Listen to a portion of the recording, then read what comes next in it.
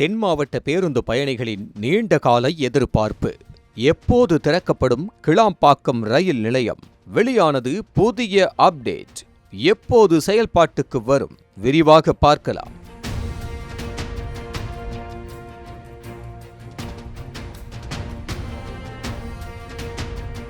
கண்ணா, ஃபேனை போடுப்பா.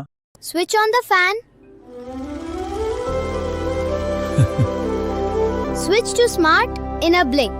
சென்னையின் முக்கிய புறநகர் போக்குவரத்து மையமாக உருவெடுத்துள்ள கிளாம்பாக்கம் பேருந்து நிலையத்திற்கு வரும் பயணிகளின் வசதிக்காக புதிதாக அமைக்கப்பட்டுள்ள கிளாம்பாக்கம் ரயில் நிலையம் விரைவில் பயன்பாட்டுக்கு வர உள்ளது.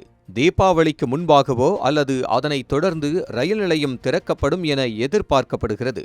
ரயில்வே சார்பில் மேற்கொள்ள வேண்டிய பெரும்பாலான பணிகள் நிறைவடைந்திருப்பதாக சென்னை ரயில்வே கோட்ட பொது மேலாளர் சைலேந்திர சிங் தெரிவித்துள்ளார். தண்டவாளம் மற்றும் நடைமேடை அமைக்கும் பணிகள் முடிக்கப்பட்டுள்ளன.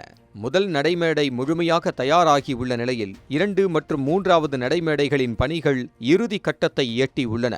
முதல் நடைமேடையில் தற்காலிக முன்பதிவு அலுவலகம் மற்றும் கழிப்பறை வசதிகளும் ஏற்படுத்தப்பட்டுள்ளன.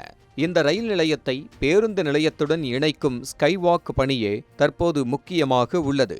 ஜிஎஸ்டி சாலையை தரைமட்டத்தில் கடக்காமல் பேருந்து நிலையத்திலிருந்து நேரடியாக ரயில் நிலையத்தை பயணிகள் சென்றடைய இந்த ஸ்கைவாக் உதவும். இதுவரை சுமார் 30% பணிகள் நிறைவடைந்துள்ளன.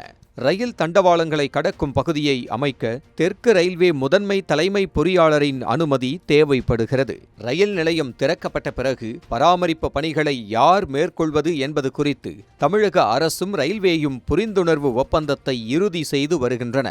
இதனிடையே சென்னை ரயில்வே கோட்டத்தின் வருவாய் கடந்த 2025-26 நிதியாண்டில் முதன்முறையாக 5000 கோடி ரூபாயை கடந்திருக்கிறது. அதாவது 5038 கோடி ரூபாய் வருவாய் கிடைத்திருக்கிறது. மேலும் செங்கல்பட்டு அரக்கோணம் இரட்டை பாதை, தாம்பரம் செங்கல்பட்டு 4வது பாதை, பெரம்பூர் அம்பத்தூர் 5 மற்றும் 6வது பாதைகள், அத்திப்பட்டு கும்மிடிப்பூண்டி 3 மற்றும் 4வது பாதைகள் என 4 முக்கிய ரயில்வே விரிவாக்க திட்டங்களும் வெவ்வேறு கட்டங்களில் உள்ளன.